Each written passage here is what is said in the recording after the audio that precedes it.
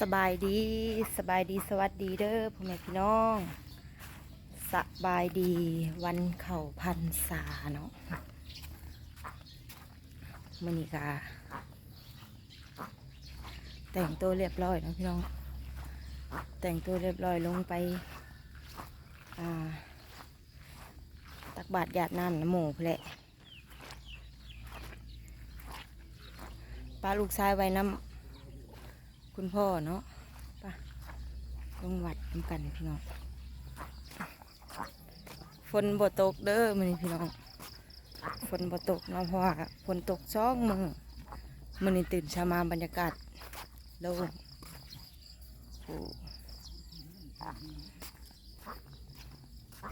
หลายคนก็ลงวัดแต่มื้อนี้ลงหลายเด้อพี่น้องลงไปเอาบุญน้ำกันเนาะยังบ่มียังมีแต่น้ำหยาดกับข้าวลงไปซื้อขนมยูหันค่ะโหชิมีหรือบอกไม่มีอะไรเลยสิไปใส่บาตรเนาะลงไปซื้อเอาขนมเนาะ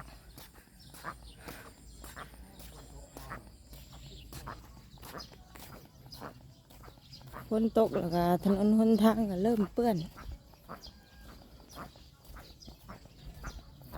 เปื้อนเปอะแป้งอยู่คูปีอะไรพี่น้องรถบ่แปลงกับคนแปลงเนาะเอาบุญนำกันเด้อพี่น้องเด้อมื้อนี้เป็นมื้อเข้าพรรษาเนาะมื้อนี้เป็นมื้อเข้าพรรษาแล้วหาพี่น้องเขาหั่นข้าน้อยๆบ้านเฮานี่แหละ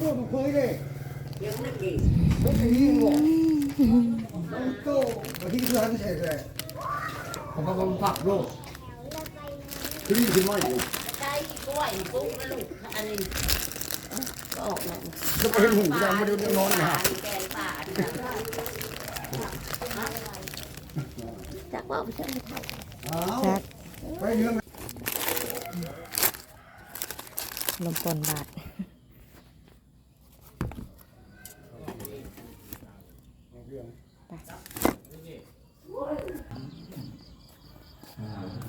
บางคนเพิ่นก็ได้ผ้าสบงเทียนพรรษาเนาะพี่น้องเครื่องเข้าพรรษาแหละฉันไม่มีเลยสัตว์แห้งสัตว์มากๆ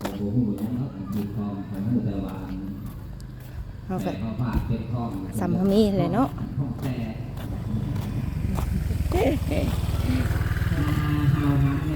คือสาวลงวัด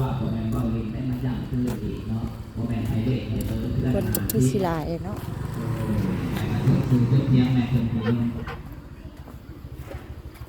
คุมมือมันใหญ่เฮ็ดใต้ตรงนี้พอคุมมือเพื่อนมันเขาดองโทษเตอร์ที่ห้องเขาดองเย่ดองเนาะเพื่อนเท่ได้คุมมือเขาดองเนาะผ่านนางโบราณผ่านเกศเนาะคุณแม่ลงมาก่อนแล้วคุณแม่เพื่อนอยู่ใกล้วัดแต่แท้ขู่ไปได้บ่เห็นละกิ่งหนึ่งเพื่อนเขาห้องสื่อไปทางใดได้ยังบอกว่าได้อีกเด้อย่าให้สื่อเตียงมือเรียนพิเศษทางการเนาะรวบรวมเงินได้แล้วหรือว่ามีสิคุณเป็นตัวเลขสำหรับเงินถวายวัดหรือว่าผ่าจำนำพรรษานั่นบ่มีสิให้เอากองทุนมีกองทุนใดกองทุนหนึ่งเอา20,000มาคูณ100กว่าเบ็ดเสร็จเลย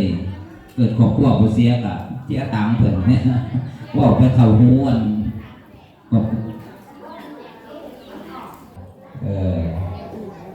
สมัยเขาควายเพิ่นว่าก็แม่นว่าสมัยอัน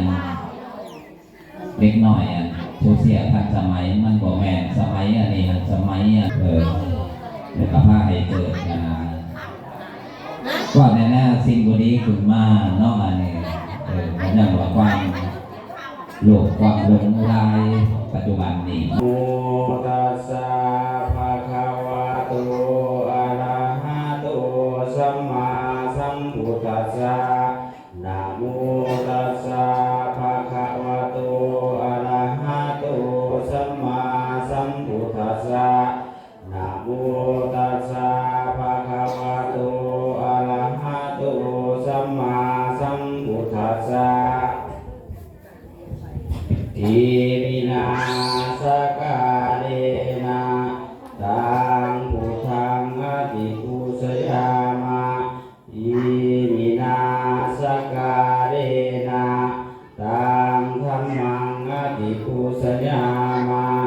อิมินาสการเรนะตังสังฆังอติปุสยามะอาระหังสัมมาสัมพุทโธภะคะวาพุทธังภะคะวันตังอะภิวาเทมิสาคาโตภะคะวะตาธัมโมธัมมังนามัสสามิสุปฏิปันโนภะคะวะโตสาวกสังโฆสังฆังนามามิสาธุอิมานิปัญจสิกขาปทานิสีเลนะสุขติญญันติสีเลนะโภคสัมปทาสาธุพันเตสีเลนะนิพุติญญันติตัสสะมาสีลังวิโสทะเยสาธุพันเตสาธุ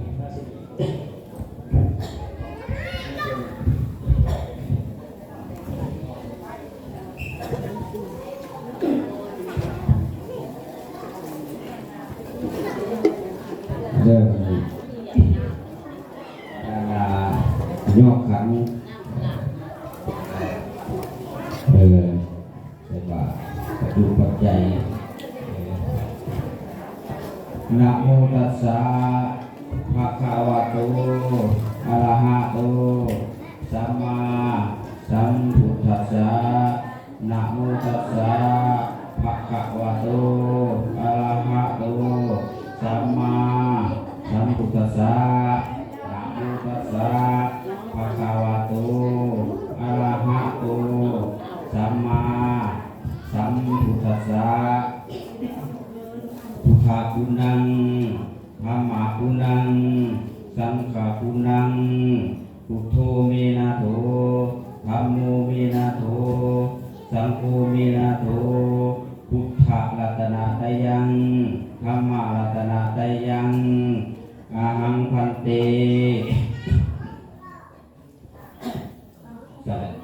อาหังพันเตพุทธะสาวกสังฆังบินดาปาตัง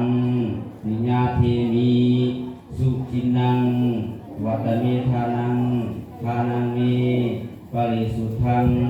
อาสาพเจ้าหังนิพพานาปัจโยโหตุภูมิคาน้อยทั้งหลายยินดีในทานการที่ให้พรก็จงได้สำเร็จอาสาวะไขสิ้นไปแห่งกองกิเลสเครื่องดองสันดานอันธิษฐานเลือกปริพานในอนาคตการหน้าเบื้องหน้าผลเกิดอีกประการหนึ่งภูมิขาทั้งหลายก็ตั้งจิตอุทิศแบ่งส่วนบุญกุศลที่ทำแล้วในวันนี้ก็ผ่าส่งไปหาไม้มีบิดามารดาญาติกาวงศาบุตรีบุตตาสามีและภรรยาผู้กุศลจารย์และสรรพสัตว์น้อยใหญ่ทั้งหลายที่ลาจากโลกนี้ไปแล้วไปสู่โลกเบื้องหน้าก็จงเป็นผู้มีสุขถ้าได้รับผลบุญภูมิค่าน้อยผู้คิดในแล้วในวันนี้ก็จงเป็นผู้มีสุขถ้าตกทุกข์คอยพ้นจากทุกข์ถ้าว่าเสวยสุขแล้วคอยสุขยิ่งกว่าเขาตราบต่อเข้าสู่พระนิพพานในอนาคตการนาเบื้องหน้าผลเกิดปฏิปตังหังนาคังบุษามาปฏิปตังหังนาคังบุษามาปฏิปตังหังนาคังบุษามา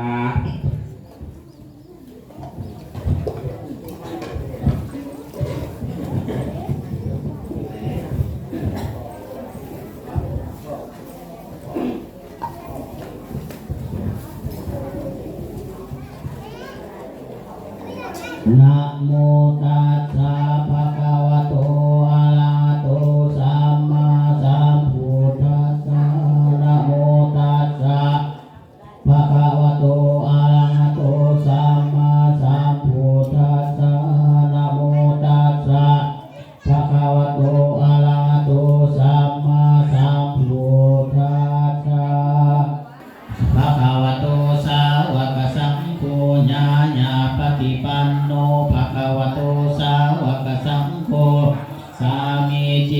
ติปันโนภะคะวะคันตุสาพระเทวตาสาพพุทธานุภาเวนะสัทธาโสติภวันตุเตภวันตุสาพะมังคลังลังคันตุสาพระเทวตาสาพธรรมานุภาเวนะสัทธาโสติภวันตุเตภวันตุสาญาณาเด้ออิเมนะปุญญกัมเมนะอุปัชฌายาคุนุตตะละอาจาริโยปะกาลจามาตาปิตาจาญาตากาปิยามามังจันทิมาลาสาคูนาวันตานาลาปิจาภมมาลาจาอินทาจาตุโลกาปาลาจาเทวตาญาโมเมตตามานุจัจจามัจจัจจาเวลิกาปิจาสัพเพสัตตาสุขีวันตุปุญญานิปากาตานิเมสุขังจติวิทังเทนตุกิปังปะเปทาโอมาตังตังอิเมนะปุญญาคัมเมนะอิเมนะอุทิเสนะจักกิปังสุลาเพเจวะตันอุปาทานาเสธานังเนสันตาเนหินาธัมมาญาวานิพานาโตมามังนัจฉันตุสัพพะทาเนวะยัตถาชาโตภาเ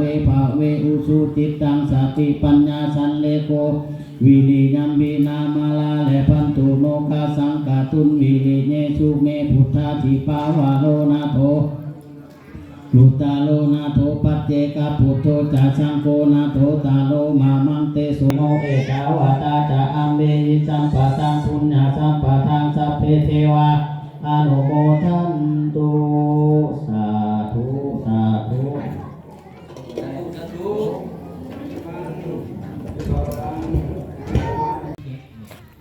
ใส่บาตรหยาดน้ำแล้วก็ขึ้นเมื่อพี่น้องเมื่อนี้บ่ฮู้ว่าสิได้เลี้ยงงัวเลยขุดแมงจิโลดีอยากไปขุดแมงจิโลเพราะว่าอาเพิ่นมาสั่งให้ขุดแมงจิโลแต่บ่ฮู้ว่าน้องเปาจินเพิ่นสิไปให้หรือบ่เมื่อนี้ก็ได้ไปอิ่มบุญกันแล้วพี่น้อง